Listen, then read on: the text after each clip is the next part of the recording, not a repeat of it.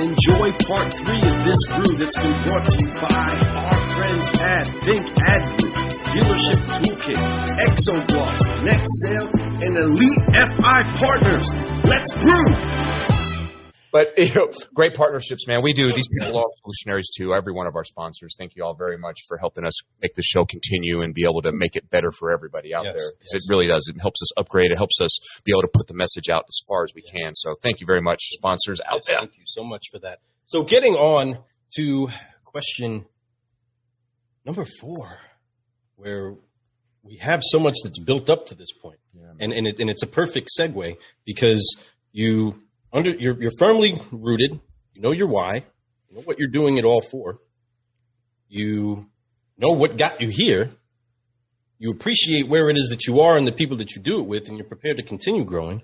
You identify and understand who it is that's absolutely vital to you improving. Because if it all falls apart now, you got your wife, and you guys can rebuild from there, right? So if it all goes, we got each other. We'll Bonnie and Clyde this out together. You know what I mean? We're going to make it. We go down together. We rise up together. Ride or die. That's right.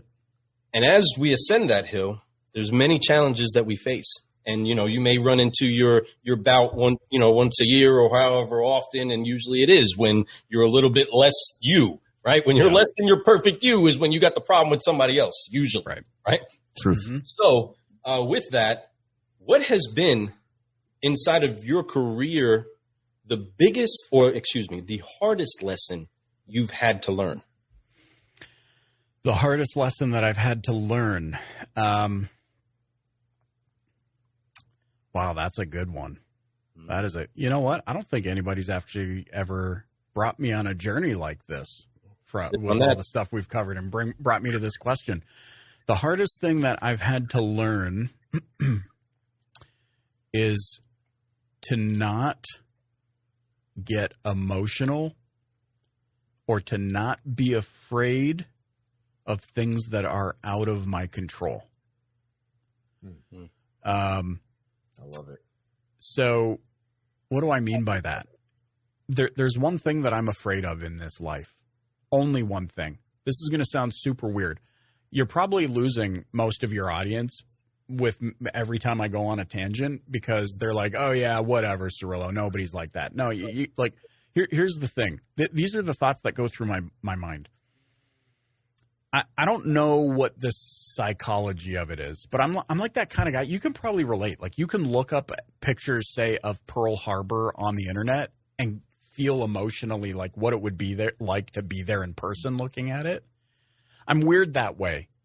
So my wife says, do you want to go to Hawaii sometime? And I'm like, nah, I'm good. Like I would be the dude that shows up to Pearl Harbor and annoyed that I had to take a boat to get there because I'd be like, cool.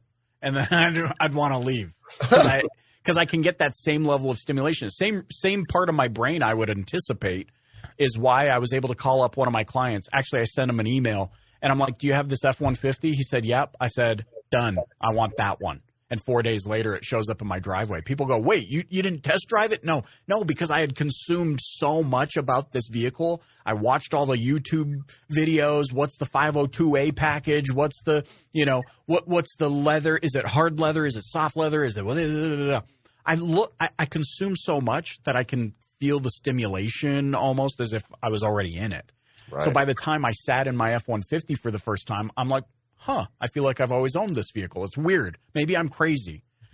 All of that to say this, I feel like I've already emotionally walked myself through to tears, by the way, what it would be like to experience horrific events in life. Wow. Yeah. Like all of us have the capability to do that. What if my kid got hit by a car and perished? Right? That could bring emotions up when you think about it. Yeah. My heart flutters even thinking about it. Yeah, that's a skipper. It freaks me out.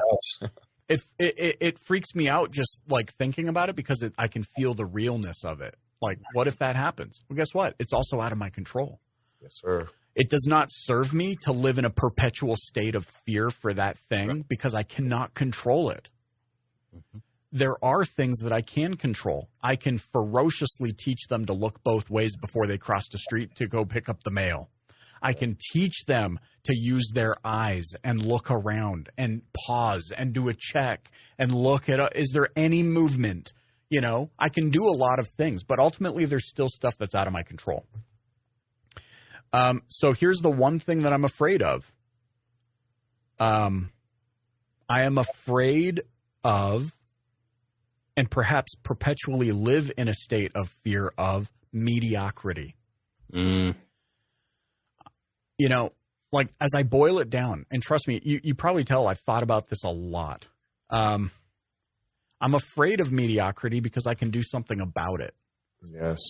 Like I'm afraid of this idea. Too many people are stuck being afraid of the move their competitor made that launched them into stardom. I could sit here and be like, man, my friend Glenn Lundy came out of nowhere and in a shorter period of time went to the frickin' moon. I could be afraid of that. I could resent him for it. I could whatever. No, I choose to celebrate it because guess what? He taught me some things that help elevate me. But there are people that would resent that, or there's people, you know, that resent me for having a podcast in this industry for 7 years. They resent that I was the first one who did it. Well, guess what? I was the first one who did it because it came on the back of 5 years of talking myself out of it.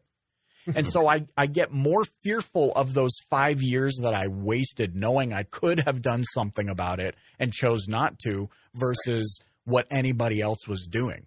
Brew and Solution, God bless you, like Car Guy, like Coffee Pot, because who knows? Maybe you become the biggest freaking podcast on planet Earth and you surpass me. Well, God bless you if you do. Do you know what I mean? Like, does that make sense? Like, it sounds weird. We set your course. But yeah, because I don't know what your definition of success is. So it serves me nothing. By the way, I love definition B. I think it's in the Oxford Dictionary or the Merriam-Webster Dictionary that says success is defined as a favorable or desired outcome. This is why there's more than enough success to go around because all of us have a different definition of what's favorable or desired. I'm afraid of mediocrity because I know there are actions today, yesterday, today, and tomorrow that I can do to ultimately move the ball forward and live life on my terms. And if I am constantly in a state of living life on my terms, or at least have checks and balances to ensure that I am moving forward, guess what? I'm free. That is freedom to me, living life on my terms. Did I have the biggest podcast in the world? Maybe not. Was I happy? Yes. You won. Is your wife happy? Does your wife feel loved? Exactly. Does your children know that they're loved? Yes. You won. I love it. Your children know that they can accomplish anything because of that love, and it's driving out all fear of them ever succeeding, and you've won. Because perfect love drives out all fear. And if you love what you're doing, you'll face that fear of mediocrity and say, you're going to have to get behind me because I have success inside of my destiny. It is coming. It is part of who I am, and I'm not going to allow the limitations of mediocrity. Yeah, I was held back for years. That's great. I held myself back for years in business. I know how you I was do, man. too concerned about my competitor. Look at what they did. And so I was in this perpetual state of catching up. I'm trying to catch up to them. Well, they got a different definition of success to me. That's why I was never fulfilled doing it. I was never happy doing it. When you put the blinders on like you're a horse in the frickin' Kentucky Derby. That's right. Hey, focus. Get focused. You got to get focused. That's it, man.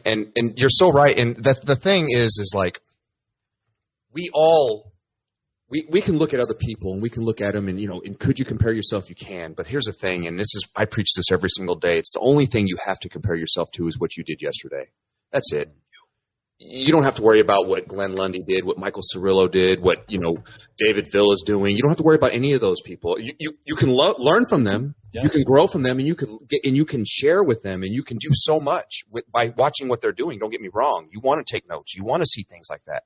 But at the same time, you don't have to be better. You don't have to be the same. You don't have to be worse. You have to just be better than yourself. And how do you help? Period. Right? How do you cheer them on? Give them a like. Yeah. Give them a share. I love them all. I love every one of you. I'm fans of every one, and I would be the fan club member and all that stuff for everybody if they had one. You know, I'm just saying, like, it's true. I learned so much from each one of y'all. I learned like the confidence feel, the way you all speak, and it's like what you talk about. It's those are words like those names I just brought up. Those are like big names to me. Y'all speak from the heart. Every one of y'all have, you're faith based. You all are like people that encourage other people. You don't hold other people down. Not one of y'all do. There's nothing but love that you guys share, and that's elite. It is elite, right? And I love it though, and I'm so fortunate that you were here today. And the one thing is that we all do this. We work so hard, and we have these bad times. We have all this stuff happen, but we don't. A lot of times we don't celebrate the great things, and a lot of times we don't acknowledge the great things. So what I'd like to ask you for the last question tonight is, what has been your greatest reward from all the hard work that you've put in, especially in business side? I know there are some great rewards home, and it probably all relates because they all do. Right. But what is your greatest reward? One of the things I'll tell you what excites me in this very moment. What excites me in this very moment, and it ties into the last thing about taking control of your life. The path that I chose is: do I want to be an operator, or do I want to own? Do I want to be a CEO, or do I want to be the operator? And I think too many people are stuck in this trap where they're too afraid to lift others because they want I don't know why I got the movie Nacho Libre now in my head. By the way, my favorite movie on planet Earth. I freaking love that movie. But what does he say? They want a little taste of the glory. See what it tastes like. Dude, I don't freaking want any glory. So you know what I love? What excites me in this moment? Beautiful question. I love the fact that 5 years ago, I hired an entry-level project coordinator who didn't come with any greater privilege than any of my other team members, who put her head down, who picked her focus, who worked diligently, who acquired and built a relationship of trust, who followed that trust up with action. She demonstrated the trust. She didn't just say trust, who has now been promoted to the most senior level manager in my business.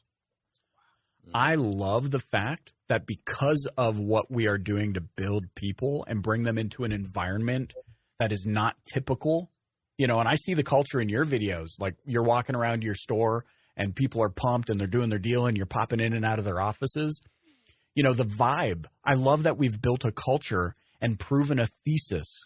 The thesis being that if you can lift others, that it will pay you back dividends. So it does tie back into family, and it ties back into mediocrity. I could have by the way, when I started the business, I was the boss.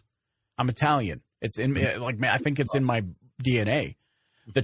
Our relationship is you do your job, I sign your paycheck, end of transaction. Because I'm Italian. Hey, what's the matter you, huh? What's the matter you? Right? So I had to learn the hard way that doesn't work. Turnover, high, like my attrition rate, awful. Then I finally got to a point where I'm asking a question that I think a lot of leaders in our industry are asking, which is, managers in our industry are asking, which is, how come I can never find good people? How come good people are so hard to find? Bro, stop. You're surrounded by good people, but you're not assuming any of the responsibility to nurture, grow, teach, coach, mentor. Hey, so you got to go scream into a pillow because you're frustrated? Welcome to leadership. Come on. I used to have an afro. Okay. I didn't, but you know what I mean? Like you got to pull your hair out. Great. But it's so rewarding that I was able to see the light. I'm so grateful for that I could build a team who would go to the far reaches of the galaxy with me. Those are their words, not mine, who would lay down on train tracks for me because they know I would first lay down on train tracks for them. So now I'm in a position where, guess what, guys? You can hustle, grind, zombie all you want. I take every frickin' Friday off and spend it with my wife. Come on. You know what I mean? So it all kind of comes full circle. So I'm excited about that in this moment, that I have a team that I don't have to worry about. I trust them explicitly and implicitly because they've proven themselves in the same way that I had to prove myself to them. And it just creates this environment that is so enriching and nourishing. I love popping into our direct message chat because we're located, remote, right? Toronto, Utah, Edmonton, we're all over the place. I love popping in there and seeing them say, "Thanks, Colin. Your design on that was so amazing. Kudos to you." We do this thing. We give tacos, and it adds, so you can add a taco emoji. So it's like you can say taco goes to, and it actually like attaches to a leaderboard. So then I can look at the leaderboard and see who was given the most tacos. And by the way, super nerdy, but have you guys seen these commercials or these ads on Facebook where you can become a sir, or what is it, a lord or a lady? Yeah, lord, yes. Yes. So you got to they give you a square foot of land. That's it. Yeah. So you are speaking to Lord Cirillo. And what we do is whoever gets the most taco, we go out and make them a lord or a lady. We buy that established, like just a little token of, but we have this environment. So I'm super excited about that because now, you can see with even greater clarity, or at least I can, how culture grows business culture can create some freedom. Freedom creates more time for the other facets of your life you love, and it goes around and around and around. Come on. That's what I'm talking about. Brother, listen, you are giving us the and then some that we anticipate. So when one of the business facts of life that I try to make sure to teach to the guys is to be the and then some person, right? Do your job and then some. This was going to be a great interview. I already knew that, but it's the and then some. The and then some great conversation that we had before we turned on record. Great conversation that we are having as we get into this. And I've completely lost the time on it. But folks, and solutionaries that are out there, and those of you that are actually listening and want to really uptick where it is that you're going, if you're watching us right now, you're usually pretty much part of that culture already. You're probably already somebody that's trying to improve the others around you, and you're enjoying the enrichment that comes from other people like Michael and all the other solutionaries that have jumped into the cafe to share a cup of coffee, a conversation, and cultivate relationships inside of those connections that help you to lift up those that are around you. Remember, we only have so much reach. You're going to go to work and you're going to see another human, and that person breathes air with you. They're breaking bread with you. They're going through so much with you. And if you put on your goggles of good news when you look at them and you try to find what's best inside of them, I assure you that which you give is going to find its way back to you. When we say it's better to give than receive, that's quoting Jesus. And he said it's better to give than to receive, not because you're going to get, but because it's a blessing to give. It feels great to give the gift. It's the best. And when you see fruit come back, when you see that these seeds get put out that cultivate what's happening right now, we're brewing solutions with Michael Cirillo. We're brewing solutions 1 year into this. We're seeing people that are affected. They're revived inside of their feeling of purpose inside of this industry, which always lived inside of a black cloud of being blacked out. And because of that, we are trying to make sure that we continue to turn this light up. So for those of you that do not see what it is that you're looking for or see the solution around you, I want to be a voice, and we want to champion a voice to say, you're probably the solution. You're probably the one that should go ahead and turn on your light and dig deep within you to find out what it is that you have for the people around you, because people like Michael and people like the subprime hero are on another level, and you can peel that layer off to find out that you also are elite.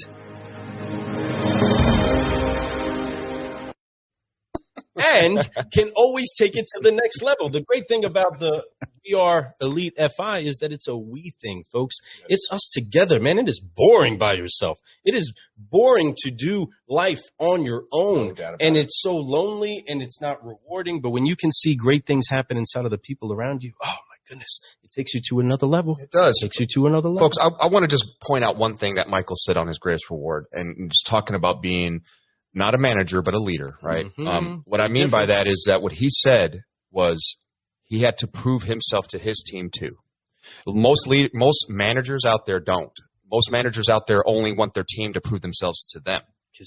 You need to prove yourselves to your team, because a team will follow somebody who leads, and leading by example is so key. So if you're putting in that work and you're showing your team that I can do this, that I'm here for you, they're going to do the same thing for you. If you don't, you're going to get the same result from them. So it's just the old saying: the more you give, the more you get. And I absolutely love this. This has been an amazing afternoon for us. Yes, we are so happy to have Michael Cirillo here with us, blessing us on our first brew-anniversary. Yeah. So thank you for being here. I know that this interview was a long time coming. Thank you. Thank you for dropping all this great, as they would call in the clubhouse, nuggets, gems, right? So we appreciate you for doing that. And it's been an honor to get to know you a little bit more, get to know you personally. And I look forward to growing with you some more. And if there's anything we could ever do for you, you let us know. And I know that the same thing goes the other way. And that's what I love about this, is that we're the group of people that I'm trying to connect with and have connected with are all that exact same mantra.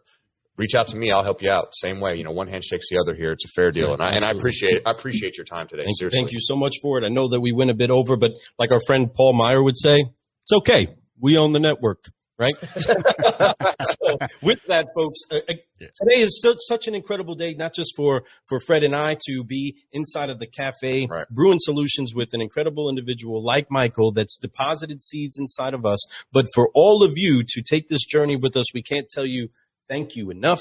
We cannot say enough words to get it across to you that we value your time watching us, listening to us, buying swag, going to Car Guy Coffee and buying some coffee from the website, from sharing the good news, from throwing a like, for putting great comments, for asking great questions. We cannot say thank you enough. And as we turn this entire year and we go forward, we have a new president, we have a new vice president. We should have new mindsets about us. If they're challenging to us, then great. Take that turbulence as an announcement that you're flying and that you can keep growing and that there's more life in you. If you feel pain, it's an announcement that you're alive. We want to encourage you, continue to raise up each other, and you are going to see the next level be something that only you could dream about, but you haven't even got close to the reality of experiencing what life can be like when you really, really let the people around you know, one, that you value them and that they can do anything because they have people like you encouraging them. So again, thank you for showing us what it's like to be an elite individual, for being a person that is humble and always giving. I honor you, brother. We're so thankful for you brewing solutions with us. We're ready to get on with this day. My son is going to do a walk tonight, right? Yeah, senior night. Senior night. This is also the last day that I have to walk in the house. He turns 18 tomorrow, and now I'm part of a whole new club of people. That's 4 children that he has put through the house. The 4th one just turning 18 tomorrow. Folks, congratulate Lou Ramirez on doing a great job. All right, man. Top-notch father right here. So excited. Car guys and car gals, we are honored that you took the time to spend a little bit of your time brewing solutions with Michael Cirillo. Michael, we love you. How do people get a hold of you?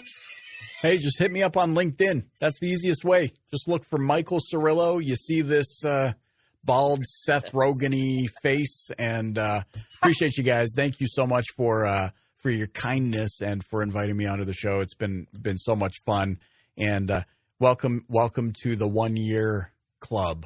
Thank you, my friend. Brother. One day we'll be at that 7-year club, you know what I mean? We'll get there. We're not going to stop. We are going to stay consistent. We're going to keep growing, folks. And we appreciate you, Michael, for helping us find some new ideas and giving us some more encouragement. And hopefully we did the same for you. Yes, thank you very much. Thank you so much. And may everything be blessed in your life forever. We look forward to more talks with you, brother. You are incredible. Folks, go check out Michael. Michael, hang out backstage for a moment. And we want to just say thank you so much. For those of you that do not know, going forward this year, we are teamed up with some of the best in the industry that have some of the best tools in the industry to help you get to the next level. Thank you to our sponsors, but really they're our friends. They're the people that believe inside of the message of brewing solutions that we're trying to spread out there to the rest of the industry.